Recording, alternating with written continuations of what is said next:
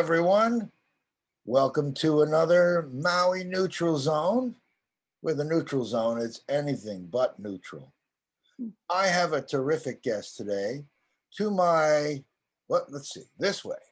To that way, I have Sonny Elliott, who some of you know as, some of you don't know. Sonny is part of a group that I started in 2017. I went to a thing that was the Mankind Project, a new warrior adventure. And through that, I met some really terrific people. And one of them was Sonny Elliott. And I wanted to share him with you. It happens to be that I think it was last year, might actually almost be 2 years ago, that I interviewed Dwayne Elliott. And no surprise, Dwayne Elliott is your son. Sonny, welcome to our show. Thank you, Jason. Glad to be here. Thanks for the invite. I hope you out there realize it's only the light that's making it look like I'm bald. Exactly. And of course, I'm losing a little hair.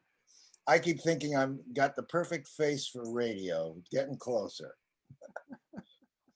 Sonny, when I first met you, I thought you were extremely on it, you know, like very crisp and strong and dynamic. And, you know, there are a lot of people there, but you stood out to me as someone who somehow had communication skills really terrific.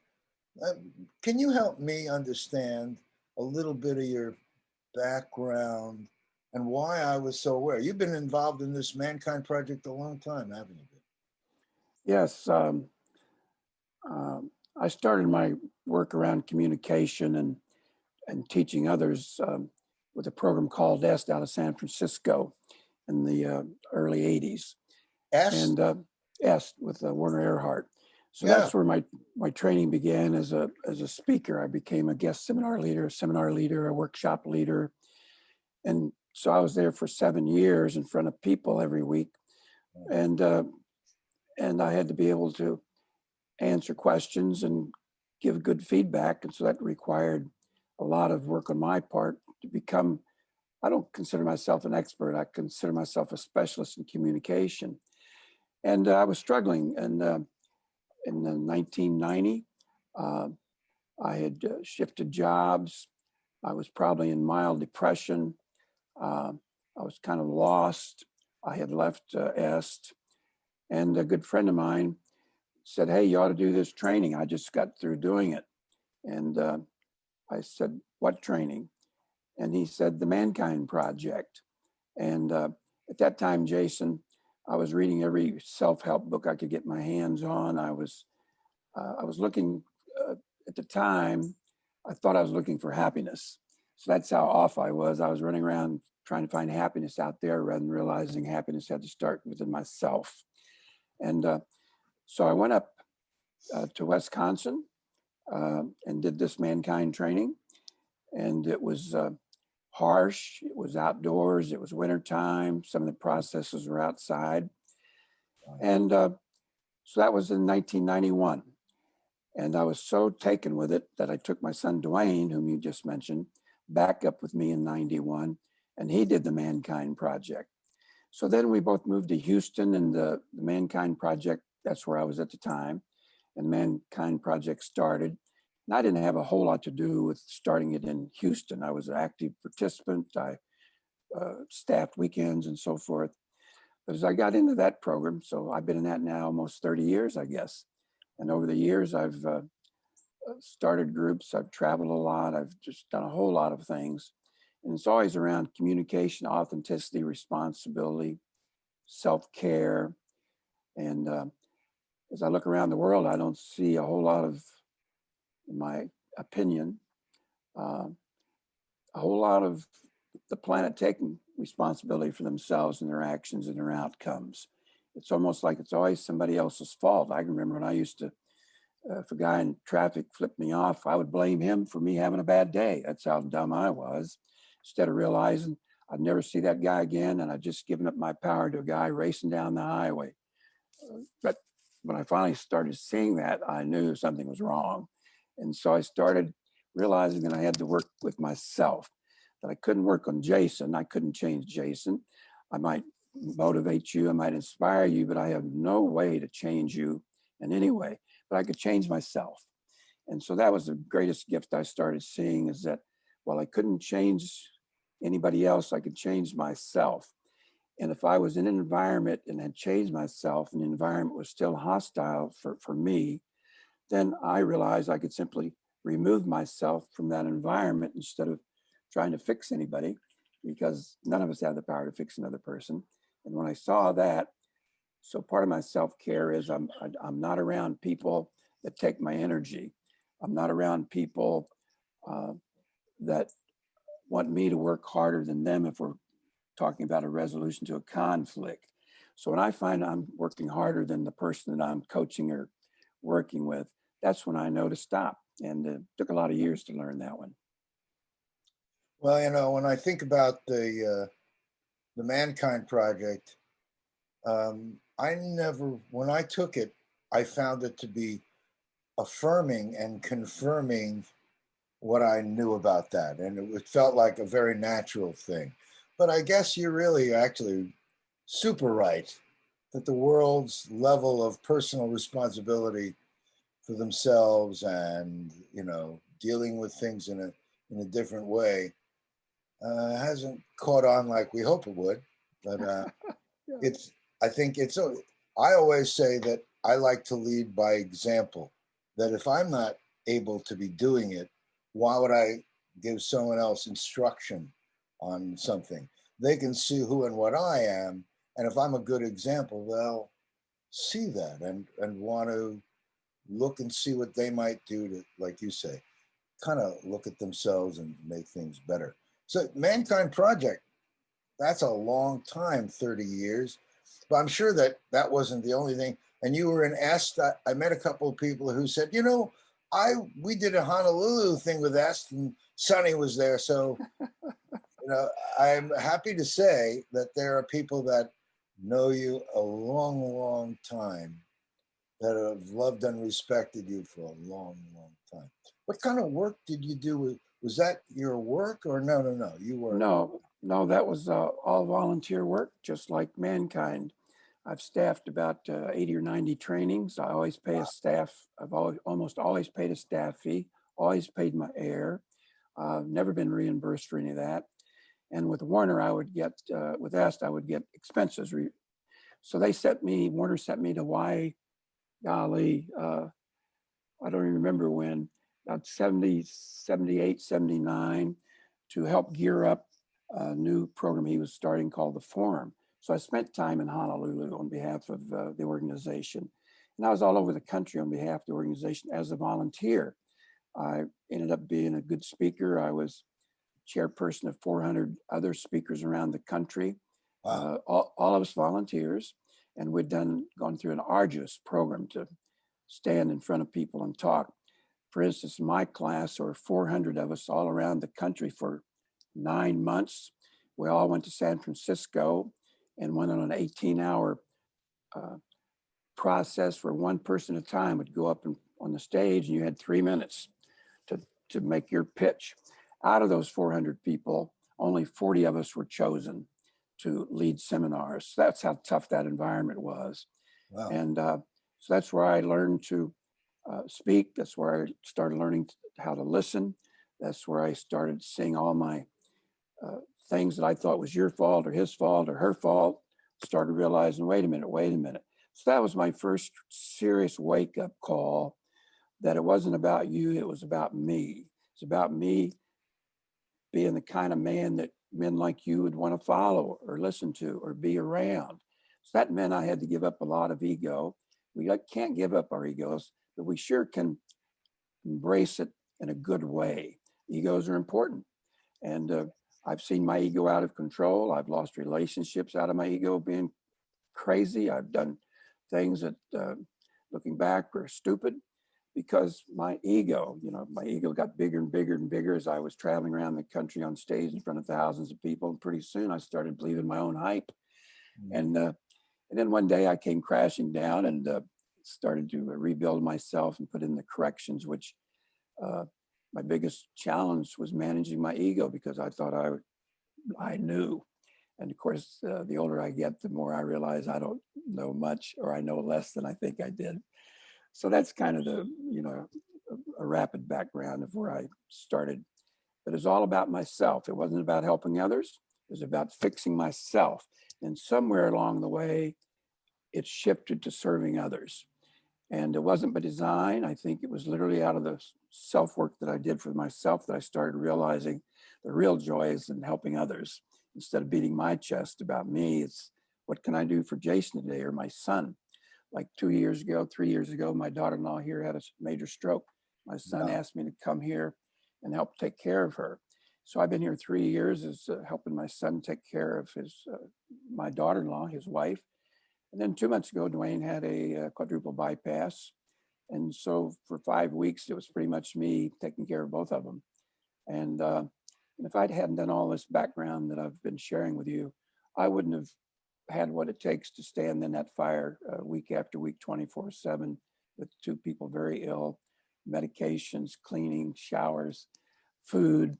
And so that's one of the benefits of me many years ago, seeing that I had to handle my ego. Wow. That, that says so much. I hope that everyone listening gets the benefit of just those words you've spoken. How did, when I think you were in Houston, what kind of work did you do? I mean, you were doing public speaking for AST, and then you were what? Or that was a volunteer. Even then, you had to be doing something. Right. How do you have that freedom? You must have been doing something else. Fun. Yeah. Well, I've done more jobs than anybody I know, I think. I started out, I worked my way through college, married with 2 children, got a degree. I went into life insurance for a number of years, and I moved down to Houston. Somebody asked me to join him in Houston, and Houston was really hot in the late 70s. Right. And so I moved there. Over time, I became president of an oil company. Not that I knew anything about oil, but I knew about people and selling. I became president of a securities company. Myself and 2 fellow consultants, we were all consultants in the orthodontic world for a number of years. And so we saw things that other people didn't see. So we took 2 years and raised $11 million and took a company public on the New York Stock Exchange. Wow. So we could go out and buy offices and put our technology in. And every office we bought, we were able to improve the bottom line by 30% within 90 days. So wow. I did that for a while. I think I had a staff of about 10 people then. And on weekends, I had up to 20 doctors that I had trained to speak on stage, and they would deliver presentations. So I had a national seminar company for about 9 years.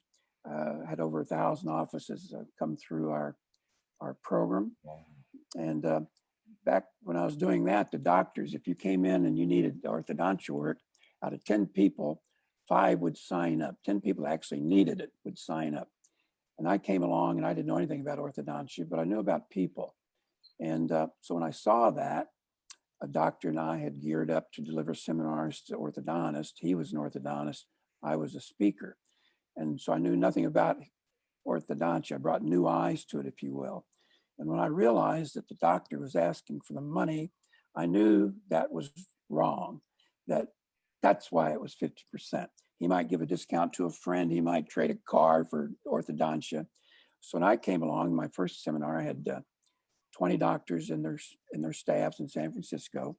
And I asked how many people would be willing to try something for 90 days. Half would and half wouldn't. I said, give me a woman out of your office that's technically trained, and let's spend a half a day with her at this very weekend that we're all on, our very first weekend.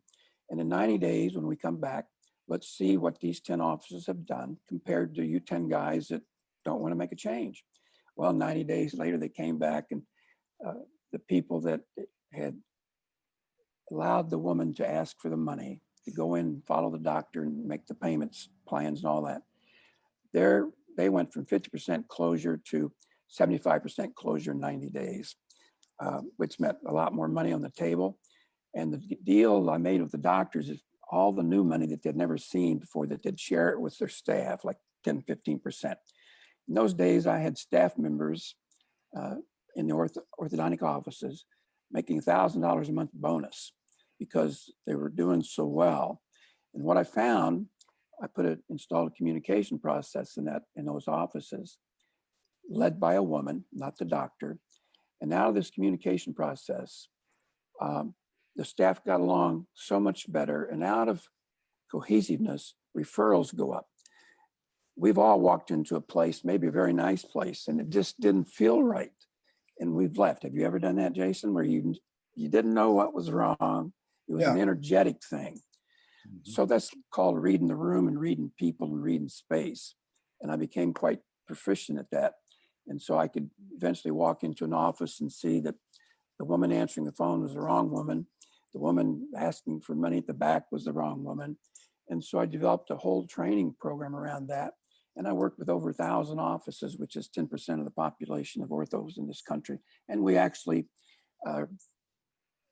shifted it. Today, you will not find any doctors asking for the money. They have a whole treatment coordinator program, which is the name we came up with. And so if you ever go into an orthodontic office, there'll be a lady there called a treatment coordinator. And that was one of the results of our work with the orthodontist over those 9 years. So we did things like that. When you say woman, you've said you found that women have an easier way of delivering that message than men? In that environment, my answer is yes. And also, we've got to remember that most doctors are not business men. They're doctors. They weren't trained in business. They're trained to work with the mouth. Well, these women were trained to be clinicians, so they knew a lot about orthodontia, a lot about it. And all I know is women, and there are some men treatment coordinators in offices that do quite well. But by and large, it's just something about a woman's presence, a femininity, a graciousness, if you will, an elegance, if you will.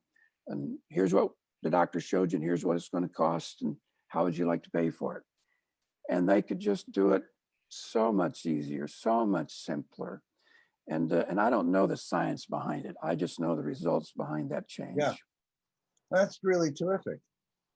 You know, that when I said that, I thought, well, you know, mankind, I bet there's a woman's component somewhere to let women have that same experience.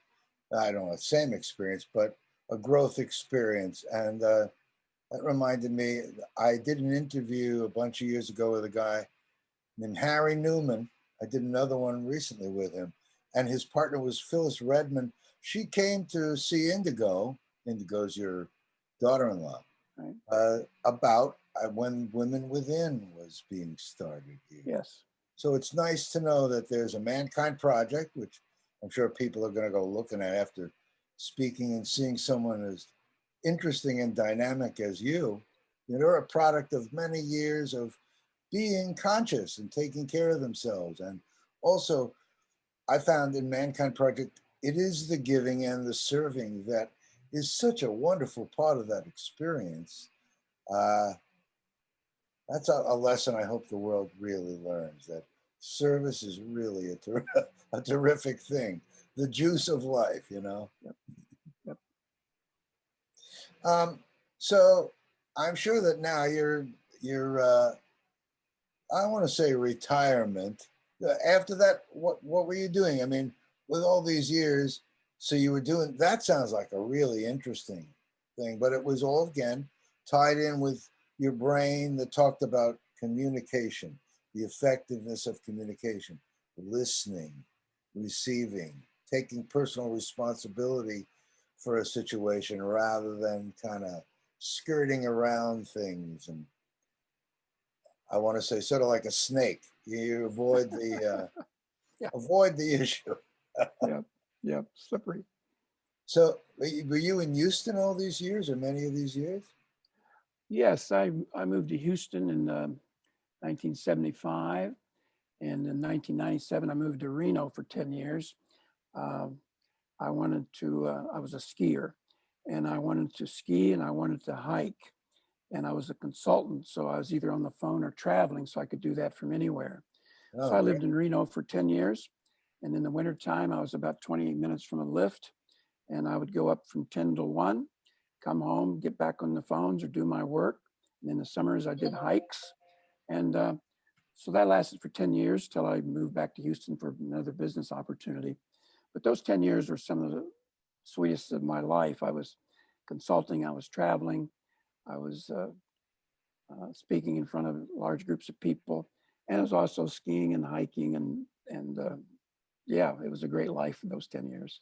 Your consulting, was it again about communication? I mean, I think of you. That's what I always get about you. Your communications are always clear and precise, and you I don't know, something good about you. Something really beautiful about you. Well, thank you for that, and it's actually an accumulation of a lifetime of work. When I was 30 years old, I was driving down the highway and I found myself sobbing like a girl. Let me say that differently, like a little boy. And I didn't mean to disparage women. And so I pulled my car over and sat there. And it took me years to realize what had happened. And what had happened was a song had come on the radio. Is this all there is? And I looked at my life. I was separated from my second wife. My kids were in Missouri. I was in Texas. I was unhappy with my work. And so that's when I started buying every book I could get. And I knew something wasn't working for me, but I didn't know what. And I just stumbled around and stumbled around and stumbled around. And I'd get a little piece here, a little piece here. And every person I would listen to, I would take a piece if I could. And I didn't try to take anybody's ideology over and be that. I tried to take pieces from different people so I could make my own self as I am now.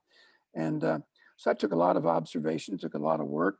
And I remember when I was being trained by the EST organization to be a speaker, I would sit in the back row and take notes and everything, and people would go up, and first person would go up would really get pounded, for 15 minutes, the next for 10 minutes.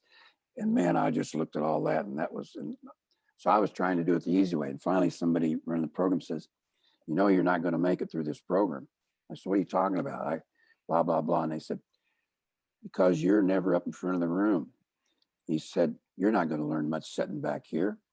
And so the next time I went in front of the room and just got beat up, and I've never, ever looked back.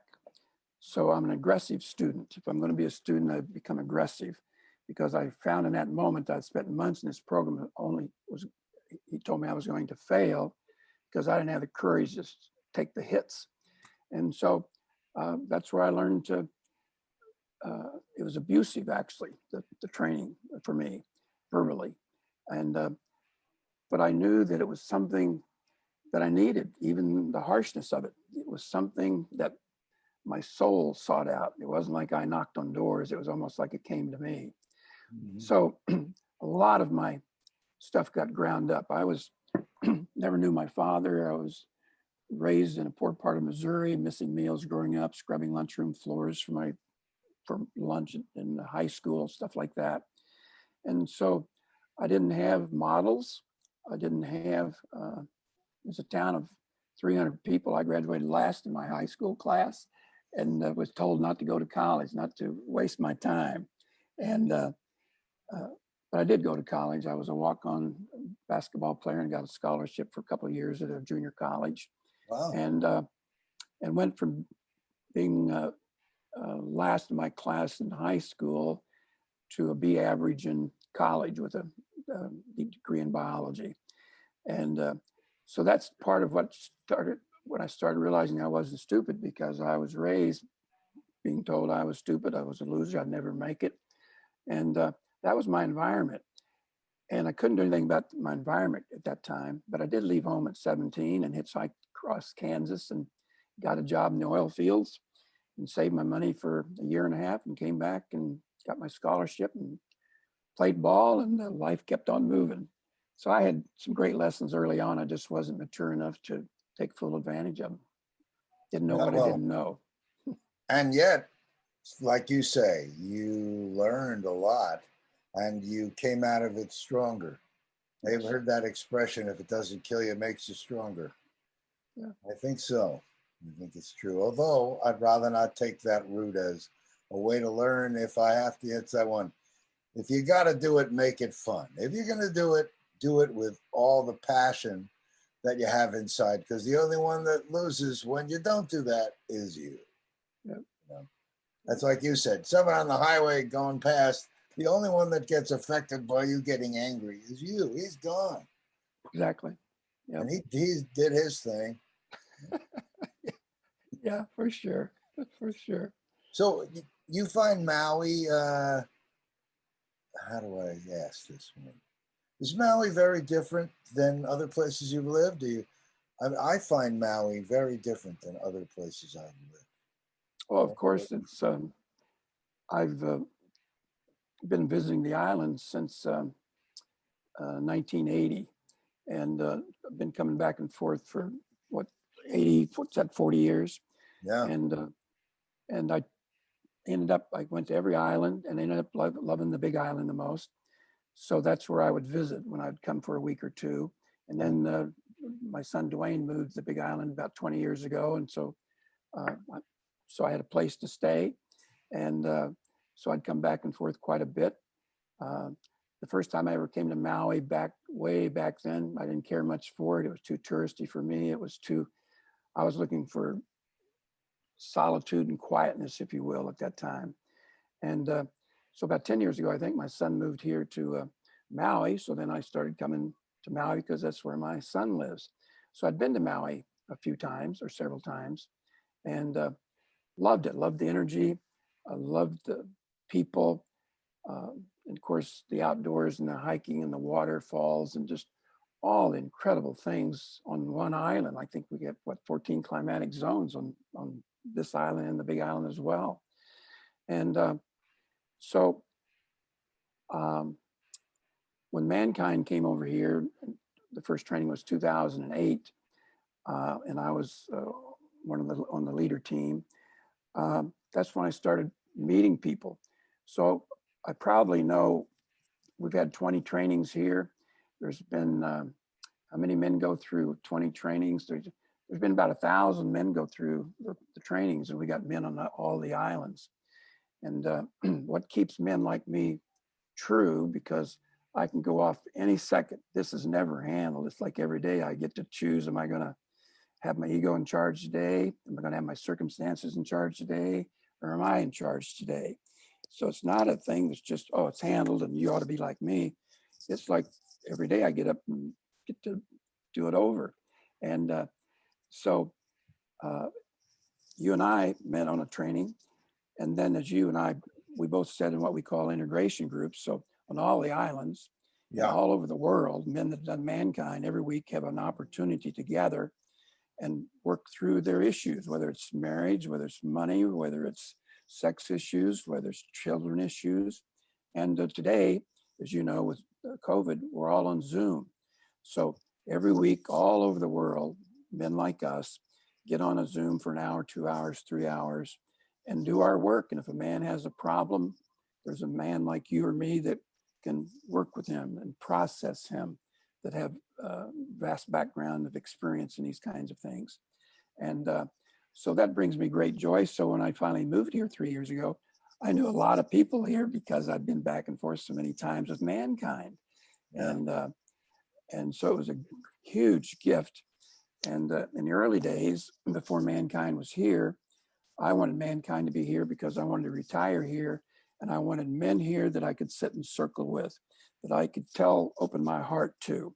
And so that's part of how Mankind got here many, many years ago. It started as a vision of when I moved here, I wanted to be with men and sit in circles and work with men and be worked with. So that's part of how Mankind came to be here in Hawaii. And it's nice that it's Mankind. It's not like a group that has like alcoholics or with an issue, they're coming. People, myself included, all kinds of, different kinds of people with different issues all come together. And it's like, I was going to say, we're all naked to each other. We all find, by getting together, the things that we have in common, and this really terrific and supportive process. I really like to recommend it to everyone because it really has been very fulfilling. And I sit in these groups, this integration group thing. It's really been a wonderful process. I always say that women get together and talk. I never know what they're talking about, but men don't seem to do it quite as much. So it's really a great thing. And that makes me think about there's a program here called Boys to Men, which is, I know Dwayne is he's involved. You're involved too. What can you give us a little hit on that? Because I think the women may do it, but for the men, it's really interesting. Well, Boys to Men started roughly 25 years ago in San Diego by two bikers. As I recall, they had been in jail or prison for something, and they came out, and how I recall, they came out and some version of looked at each other like, what are we doing? And they started this program that's now called Boys to Men. And they wanted to work with troubled boys so they wouldn't be in bad gangs and so forth. So that was about 25 years ago. Today, that they have $1 million budget that they raise every year by donations. They're in 43 schools. They have 17 fully paid staff members that are helping manage all these schools. And it's all a giveaway. We don't charge the schools. We don't charge the kids. Nobody's charged. We raise the money, and we do all that. Here in Hawaii, my son Dwayne is executive director of Boys to Men for the state. And he's been doing that several years. And we've got schools, I think, on 4 islands. I think during a normal school year, I think he has 14 schools. And of course, with the COVID, it's broken down. Now we're on Zoom calls with boys every week around the state. And we have some great guys. We have a man named Kevin on the Big Island that is an educator that takes a lot of load. We have a man in Honolulu named Trevor that works over there, and they report to Dwayne, and the three of them do things, and then Dwayne reports to the board. And and I've staffed several of these boys' trainings, and it's just amazing what boys that are shut down and angry and upset with circumstances of their life, what can happen in a 2-day weekend, and then a follow through. We only get an hour a week with the boys in schools. That's as much as any school will ever allow us. And we go in personally. 2 men will go into a school, and a typical group of boys is 10 to 12 boys. And so we start with games to get the boys relaxed a little bit. And then we do what we call a check-in. What's going on in your life? How's it working? We never give advice to boys. We never give them answers. If they ask me a direct question, it's like, well, ask your father, ask your mother, ask your friend. So we're very, very careful about not giving advice and showing up as, well, you ought to be doing it this way, or you're wrong. We use none of that language. Our work is to simply listen to the boys and point them and guide them in such a way that they discover their own answers. Like the boy says, what should I do when I grow up? Well, you ought to be a computer guy because they're going to make the most money. That would be the wrong answer. The answer would be, what's your interest? Where's your passion lie? What lights you up? If you look down the road 10 years, what do you see yourself doing? What would you be like? What would you like to say about yourself 10 years from now? Well, I'm a chef, or I'm a mechanic, or I'm a school teacher. It doesn't matter. It's about showing the boys the mirror that they can do and be anything they want. That circumstances does not have to dictate or determine the quality of one's life. And I'm a walking example of that, from where I started to the things I've done, places I've gone. And I was just an ordinary child in a horrible circumstance for years and years and years. And somewhere, somebody pointed west, and I found mentors along the way. And so that's what we do with the boys. We simply mentor them. And most of these boys, it's a single parent, so they've got that challenge. And a lot of boys are challenged boys are in the lower economic class, so that's a challenge.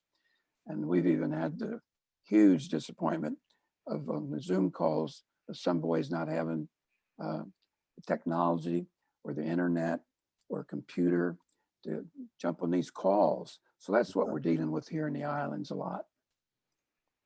I got you. So, so you find that the challenges for young people or for big people are pretty much the same here and there. I was just wondering if they're different kind of an experience. Like when I came to Hawaii, the idea that work wasn't in my countenance here.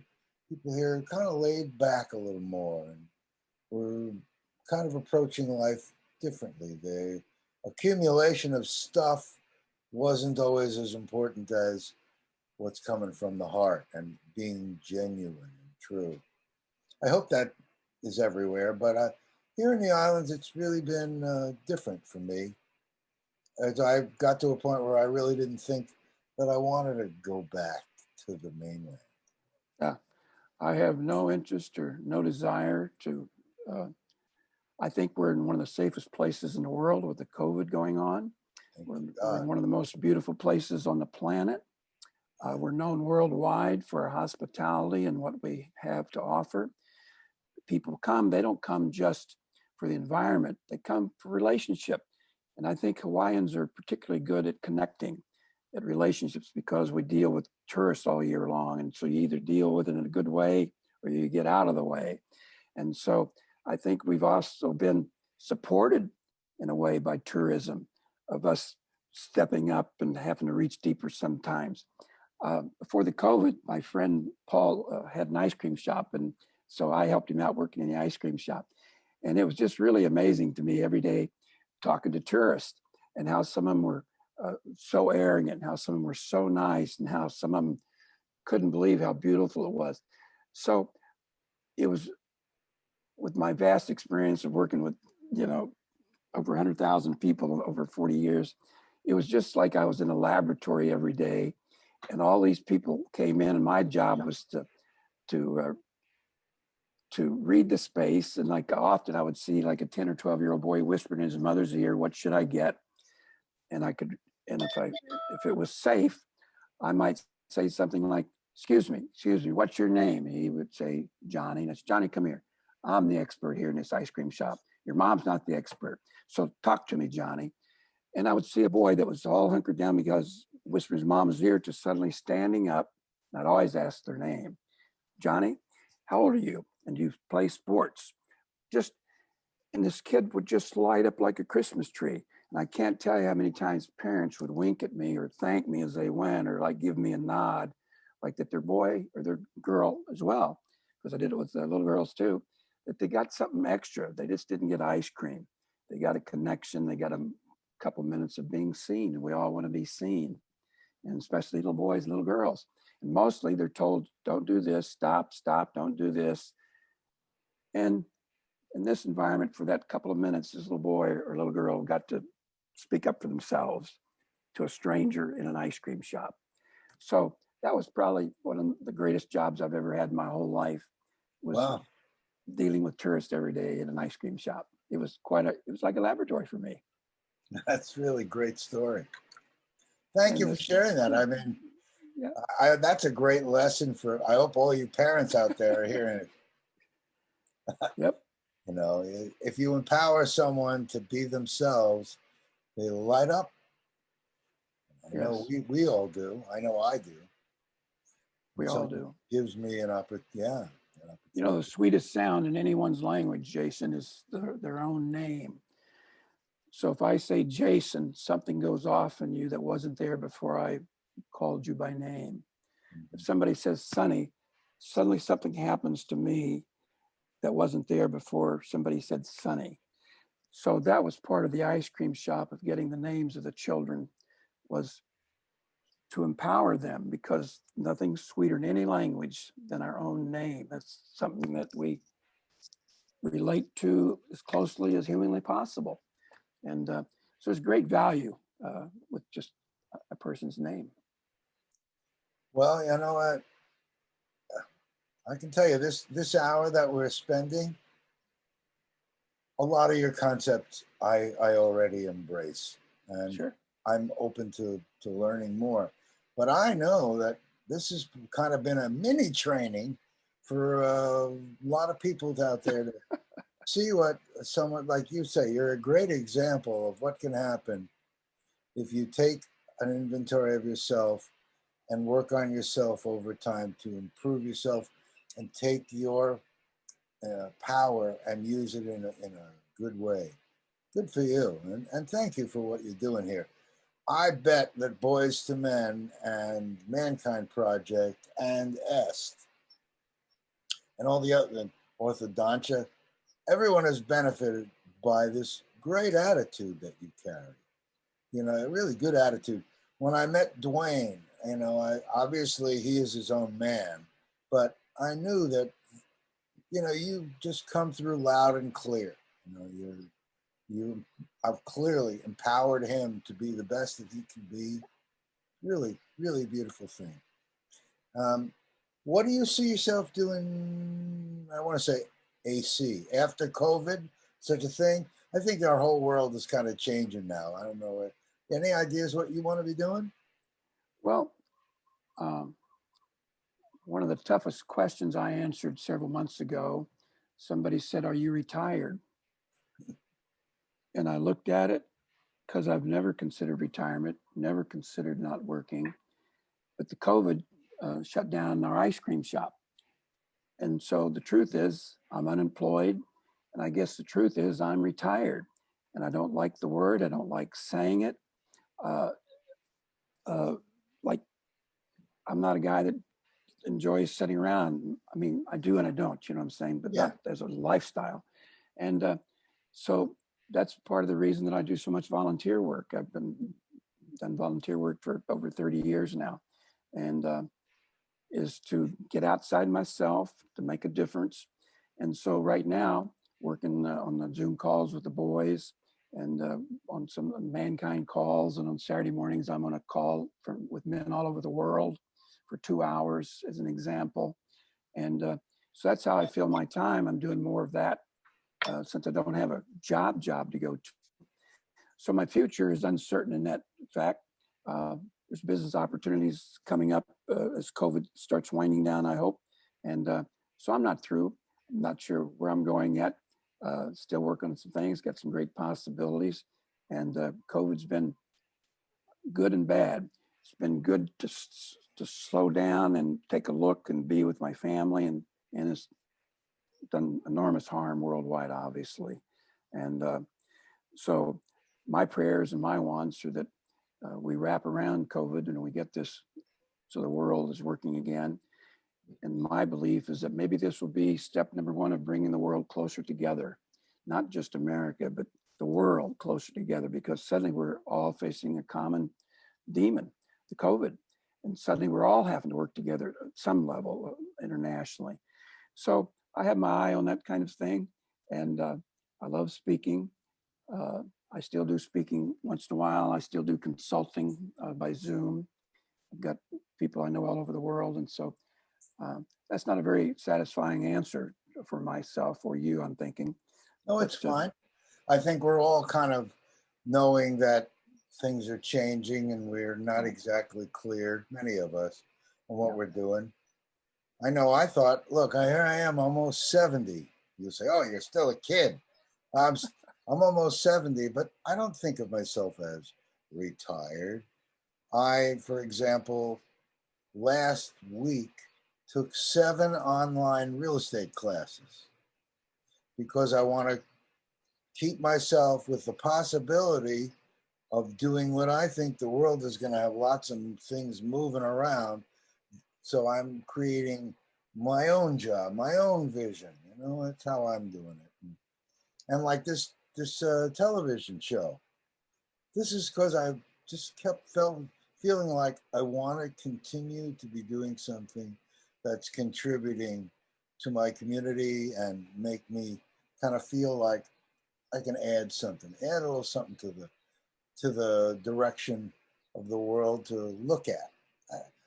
I like to think that really, I go back to my last thing I said. I want to lead by example. I don't want to force feed someone. I want to see something. I want them to see it and realize they want to come toward it because it naturally takes them there. That was just a call from Kula Hospital. I don't know if people know that one of the healthcare workers at Kula Hospital came down with COVID, tested positive. And so these people are incredibly responsible. They've already tested all the patients. That's probably a call that says that my friend up there, I guess the one in charge of some decisions on it, is fine. And they're testing people every week there. And they've been really, really a responsible group. This COVID thing is, like remaking, rather than becoming, I don't want to say we're in a change of presidency here.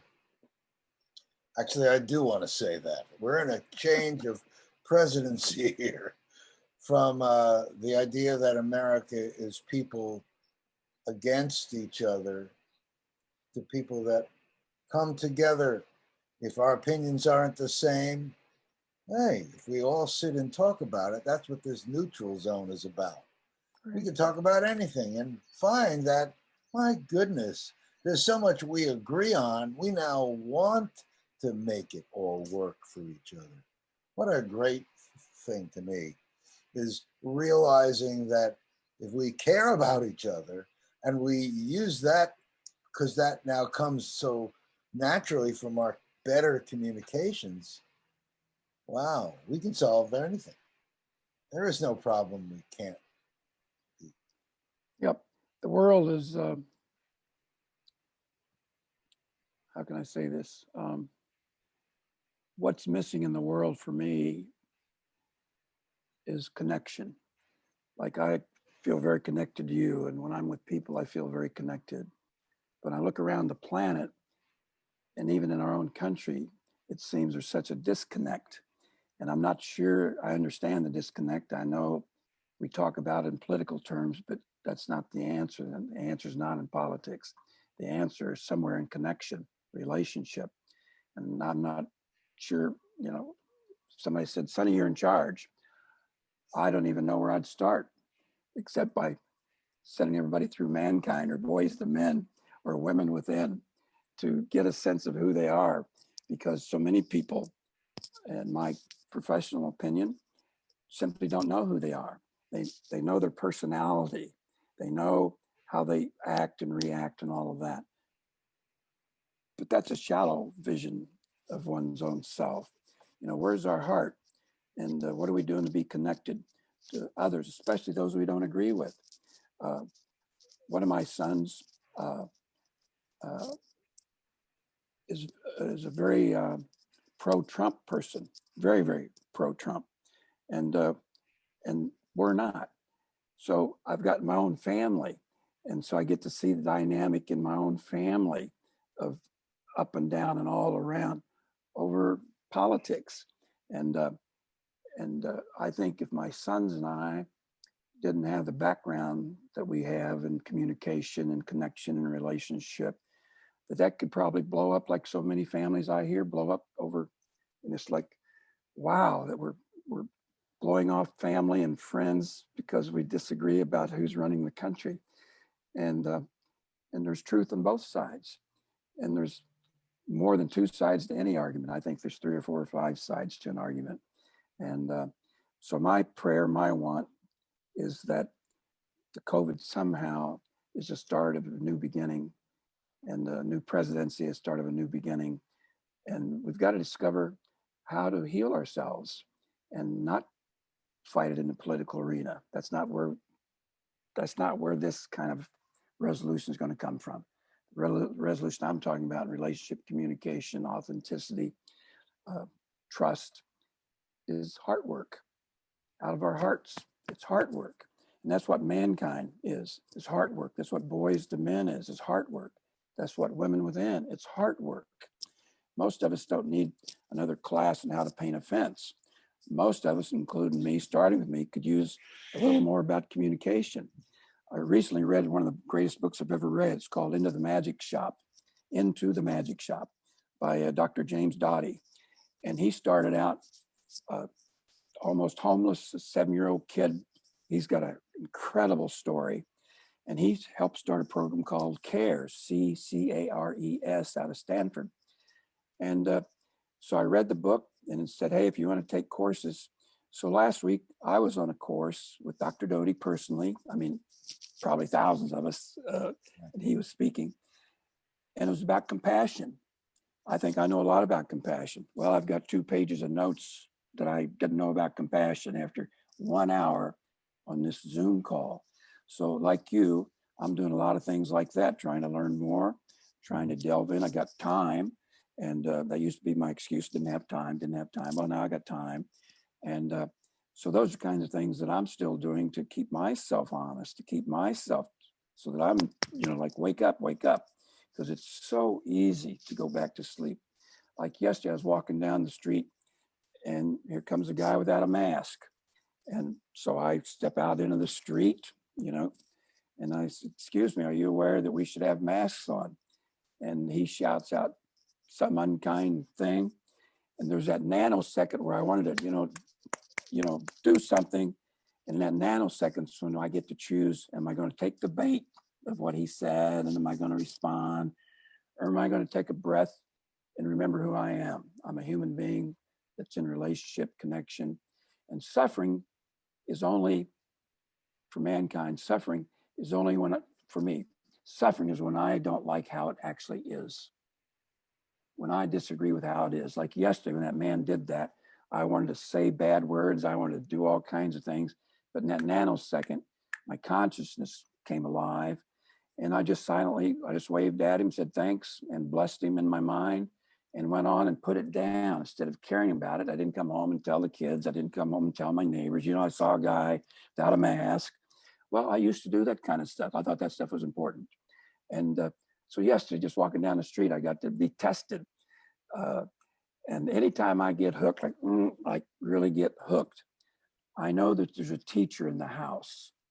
There's something for me to learn. Anytime I go off kilter and I get angry, it's because I move into a victim role and I'm blaming you or that guy or life or the COVID. And as soon as I do that, I'm lost. I'm just another scumbag out here being unkind to people and beating my chest and all of that.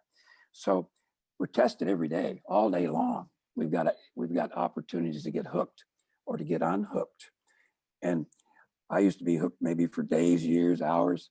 So now the game is, I know I'm going to get hooked. It's life. I will get hooked. I will get hooked 20 times a day at least. The job is how fast can I unhook from that? That's the answer. It's not about not getting hooked. You're going to get hooked. This is life. It's how fast can I unhook from the drama that I'm about to engage in? Like calling that guy a name. Well, it's like you said, like driving down the highway and someone cut you off. All that stuff, Let's give it up. Your lessons that you're sharing here today are beautiful lessons, and I know I hear you, and I try to do that as much as I can. I also get hooked, but I try especially the more active we are, the more out there we are, the more opportunities we have to get hooked. If you're sitting in your bedroom all day long reading, you're not going to get hooked on much. Well, like this show that I have, it's called The Neutral Zone, and it was the logo. If you ever watch the moving logo, a red ball representing a circle where we can all communicate in, but then there's always a zinger coming in trying to blow it all up. But the fact is, if it all comes together and we can communicate and be receptive to the fact that we can be better and we can do things together, it just feels right to me. It sounds like we're on the same kind of direction. Oh, for sure. I think every person on this planet is doing the best they can with what they have to work with. Like the people in Africa are doing the best they can with their resources, just like you and I are doing the best we can with our resources. I'm not talking about money. I'm talking about the human beingness of it. And so I think everybody's doing the best they can in that very moment.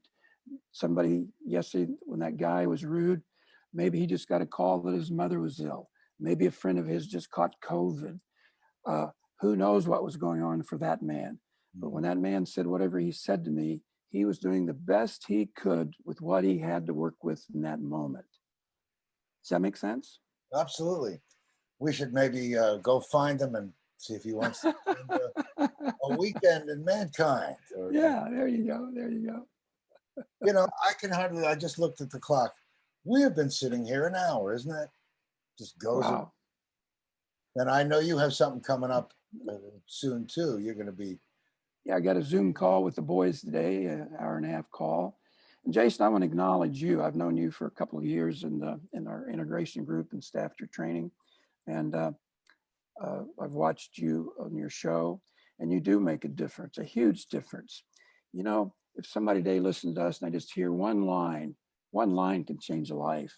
You know, it doesn't take an hour to change a life. It takes a nanosecond. Miracles happen in like this.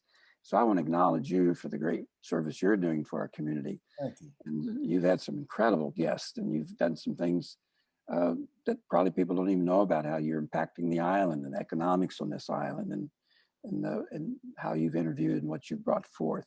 So I just want to acknowledge you, for the great contribution you are just walking around.